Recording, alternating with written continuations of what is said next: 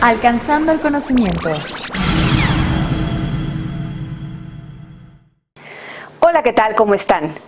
Soy Bertalicia Galindo y esperando que se encuentren muy bien y muy bien de salud, les voy a contar una historia. La fecha del 21 de octubre va a quedar grabada para la historia de la ciencia y la tecnología en México. Ese día, por la mañana, el Pleno del Senado dio por aprobado la iniciativa para extinguir 109 fideicomisos y de ellos 91 pertenecían al CONACYT. Señor presidente, le informo que se emitieron 64 votos a favor y 39 votos en contra. Se remite al Ejecutivo Federal para los efectos del artículo 72 constitucional. Se levanta la sesión. Días previos en los alrededores del Senado, pues hubo manifestaciones de todo tipo, de los padres de niños con cáncer, de colectivos de búsqueda de desaparecidos, de colegas agraviados, de periodistas y también, pues cosa extraña, muy extraña, manifestaciones de científicos, sí, así como se escucha. No seas sumiso, protege el fideicomiso. Senador, no seas sumiso, protege el fideicomiso. El legislativo aprobó luego de varios días de debate, pues en las dos cámaras, lo que fue una promesa de campaña del presidente López Obrador, la extinción de los fideicomisos.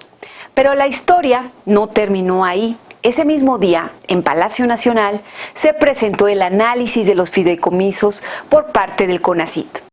Primero quiero expresar mi agradecimiento a los legisladores, tanto a diputados como a senadores, porque se aprobó la ley para suprimir estos fideicomisos, fondos que se manejaban sin transparencia, sin control, en los que había discrecionalidad, es decir,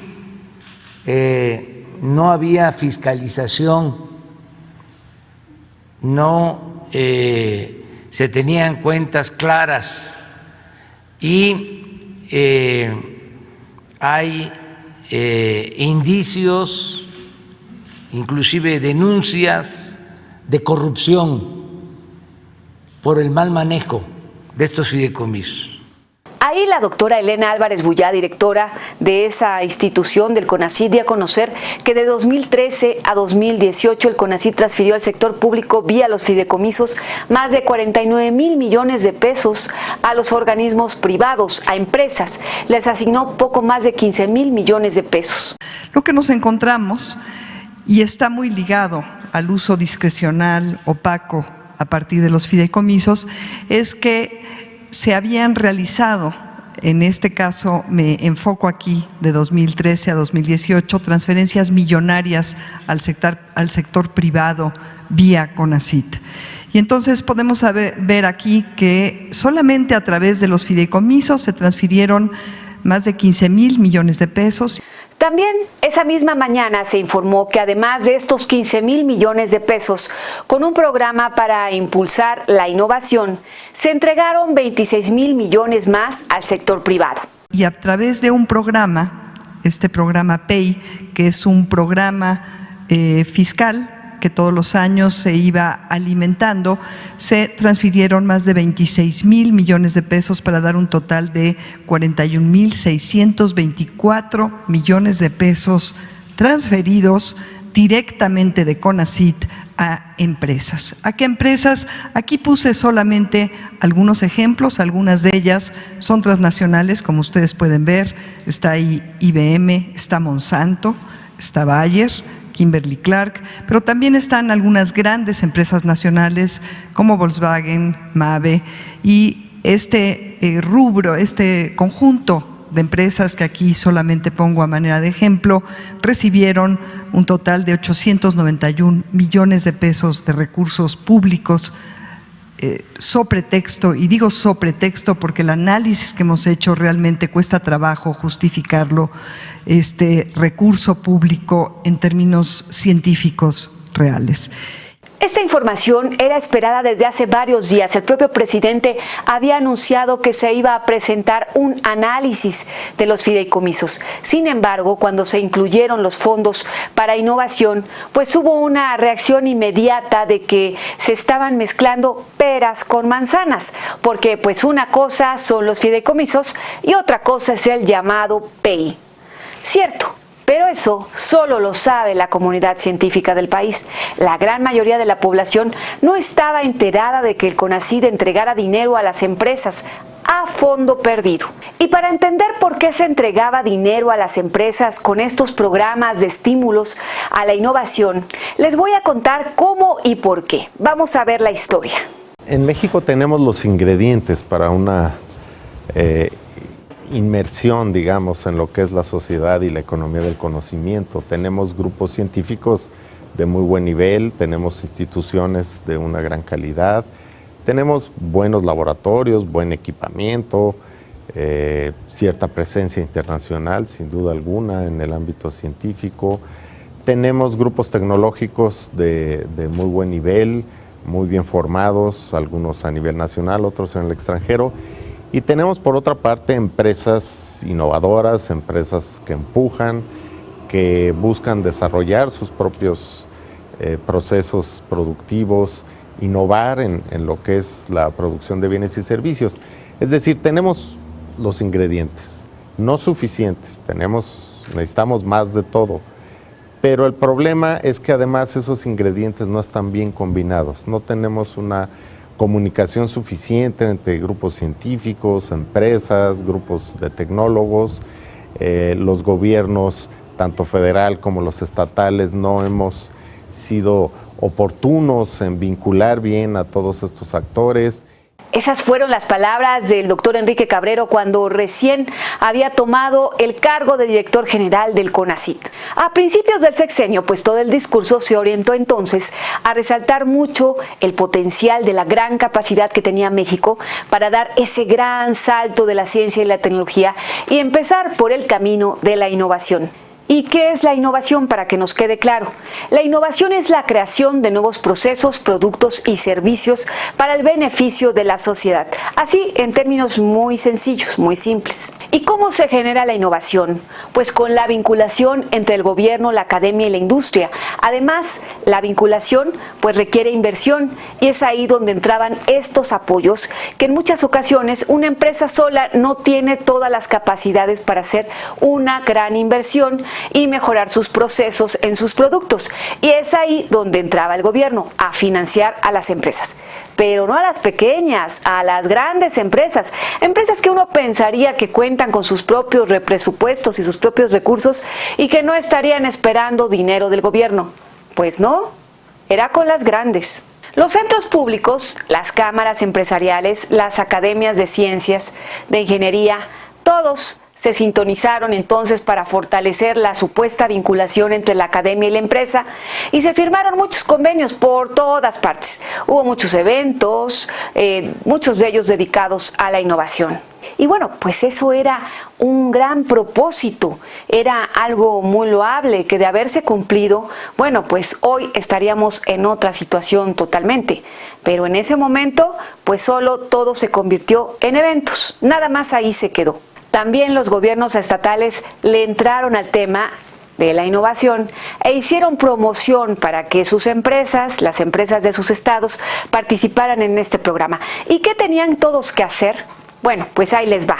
Para recibir los recursos del CONACYT, las empresas tenían que acreditarse como tales, presentar sus documentos, decir que existían, los cuales eran revisados por el propio CONACYT y una vez aprobados, la empresa ya formaba parte del REINACYT, de un registro de instituciones de ciencia y tecnología. Hasta ahí, pues todo iba muy bien.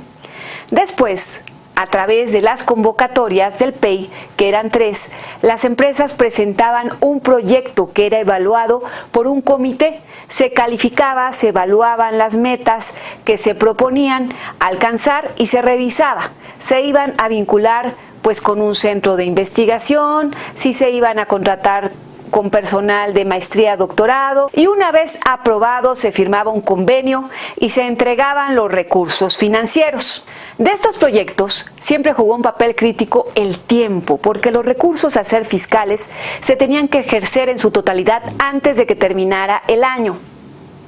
Así es que muy aprisa se entregaba un informe, se evaluaba, se entregaba una carta de finiquito y eso era todo.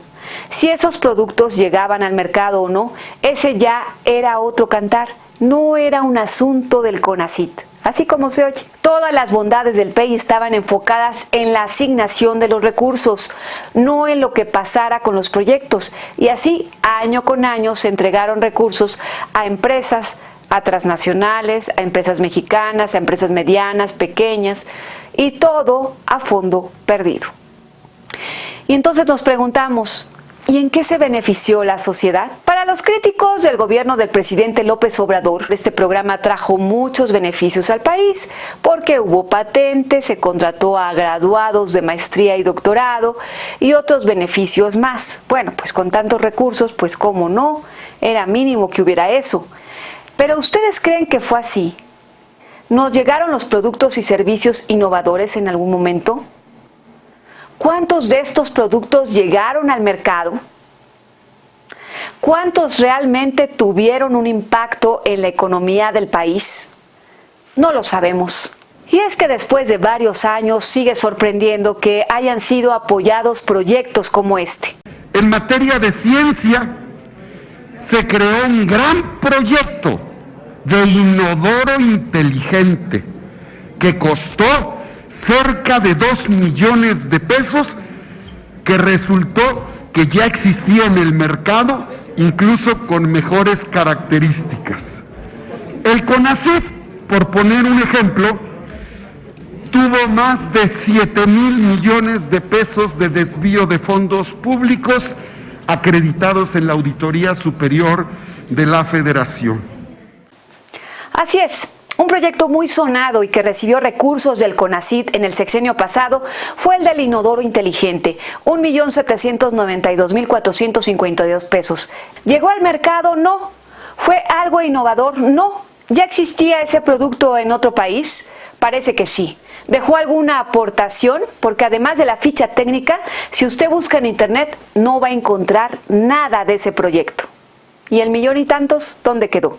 La inversión gubernamental en innovación no es algo nuevo, es lo que han hecho por varias décadas las grandes potencias económicas como Francia, Alemania, Estados Unidos y en años más recientes países como Corea del Sur. Corea del Sur, un país que fue muy mencionado en múltiples ocasiones el sexenio pasado como un posible ejemplo a seguir por parte de México, ya que en los años 80 Corea y México tenían datos macroeconómicos similares y pues 30 años después la historia es muy diferente. En el sexenio pasado se dijo una y mil veces que con la creación de empresas de base tecnológica, México daría un giro de la manufactura a la mentefactura, pero que para que las empresas lograran dar este giro era necesario que el gobierno invirtiera en ellas, es decir, para que pudieran innovar había que darles recursos. No hay un solo país hoy en día en la experiencia internacional que sin involucrar la inversión privada haya dado un brinco importante en materia de conocimiento, de ciencia y tecnología. Un caso excepcional que tú dijeras, mira, este país logró sin involucrar y sin financiar y apoyar a las empresas, logró dar un brinco espectacular. Ese caso no lo existe.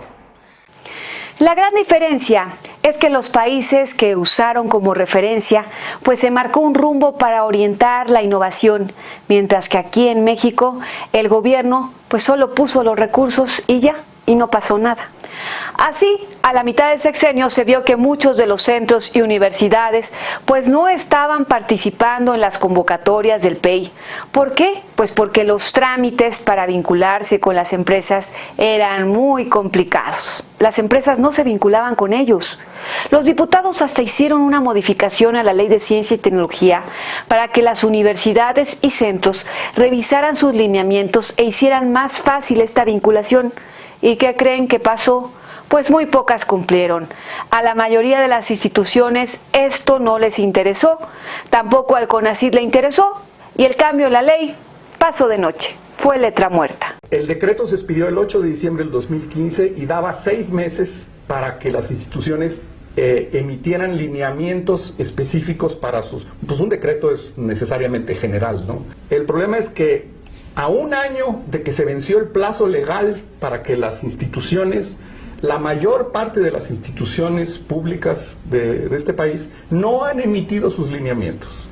Y las muy pocas que lo han emitido paradójicamente lineamientos que van en contra de la reforma, que son más retrógradas de lo que era antes de la reforma. Por eso, muchas empresas tomaron su camino y dejaron a un lado la vinculación con la academia y pues se enfocaron a buscar recursos, y hubo quienes sacaron provecho de esto, mucho provecho de esto. En el sexenio pasado surgieron diversas empresas de consultorías que se dedicaban a bajar fondos del CONACYT.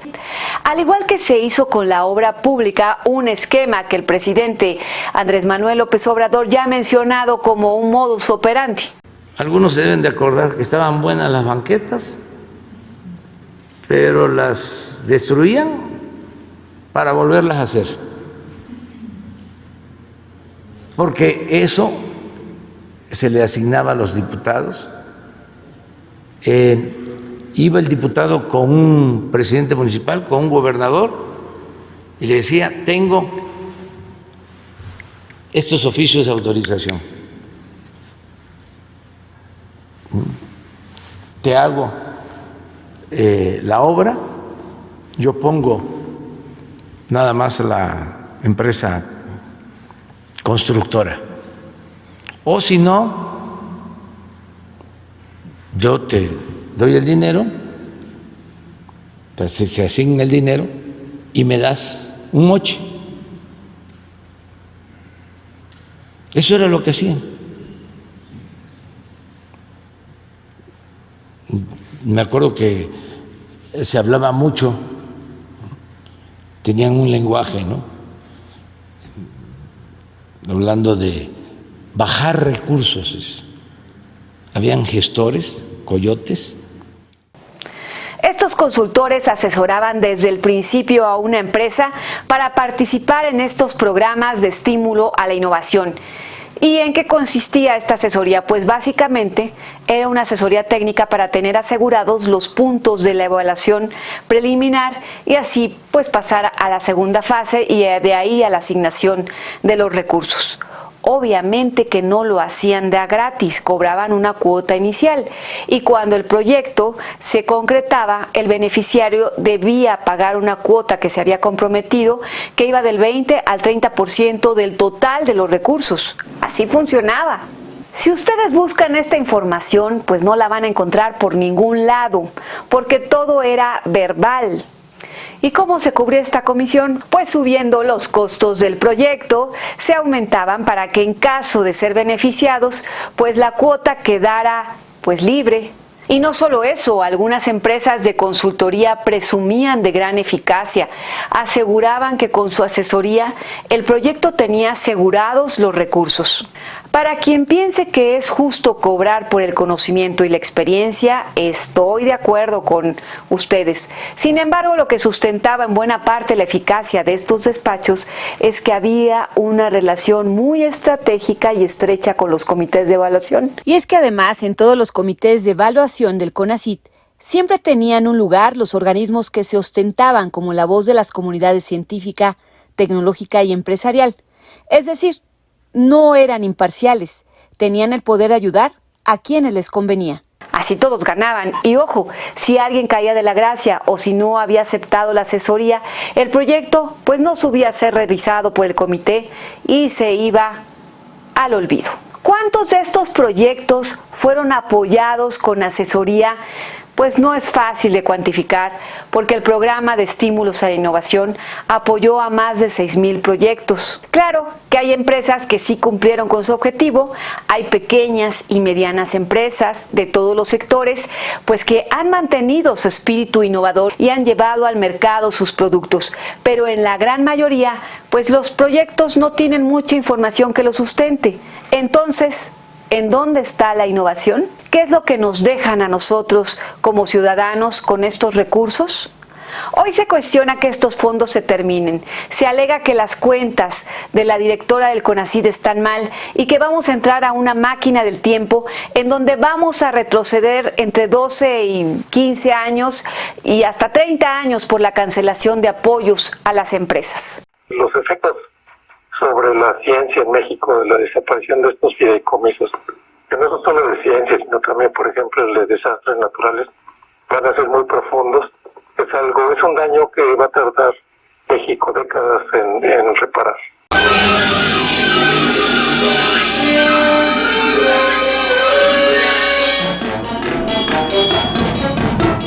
Recordemos, estos apoyos no nacieron en el sexenio pasado. Empezaron desde tiempos de Vicente Fox y ya en ese entonces las academias cuestionaban que por qué se tenían que dar beneficios a las empresas. En ese momento se entregaron cerca de 10,000 millones de pesos que pues tampoco supimos qué pasó con ello. ¿Y qué tuvo México a cambio entonces? Donas que no se secaran, que el azúcar no se les pegara en la bolsa y jamones y chorizos con mayor vida. Estos son algunos de los proyectos de los que se tuvo información en ese tiempo, porque todo se guardaba en secreto para que los competidores de esas empresas pues no tuvieran información, pero pues también nos guardaron mucha información a los ciudadanos, porque solo saber de donas y chorizos pues eso es muy poco para tanto dinero. Hoy los cuestionamientos son los mismos que hace años. ¿Qué beneficios tuvo el país al entregar recursos a las empresas? ¿Qué ganó el país con la entrega de 41,000 millones de pesos al sector privado?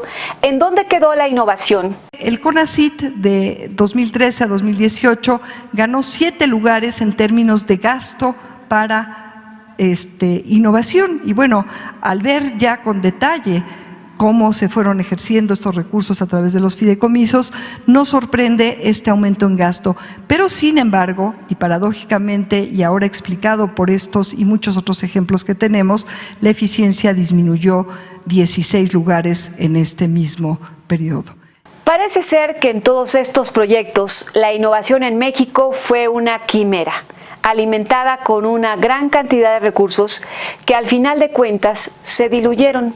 Un flanco más en donde al parecer todo fue simulación, tristemente. Los fideicomisos y el programa de estímulos a la innovación, el PEI, pues han generado mucha tinta, mucho análisis, muchas opiniones. Vaya que pocas veces la ciencia tiene estos espacios, pero no los tuvo muy positivos. Sin embargo, también se ha querido confundir a la opinión pública porque algunas agrupaciones han hablado en nombre de toda la comunidad, diciendo que la cancelación de estos fondos va a llevar a la ciencia al precipicio. Y bueno, pues no se toma en cuenta que todas estas organizaciones, pues muchas tienen intereses distintos, se ostentan como la voz de la comunidad científica y en el sexenio pasado, cuando hubo un fuerte recorte en el presupuesto de ciencia, pues fueron hasta comprensivas. Nadie se inconformó y se quedaron calladas. Esa es una paradoja. Otra cosa interesante es que algunos de los científicos y científicas que se han presentado como los defensores de la innovación, pues no tienen nada que ver con ella. No se conoce que hayan participado en un desarrollo tecnológico, pues o que tengan una patente.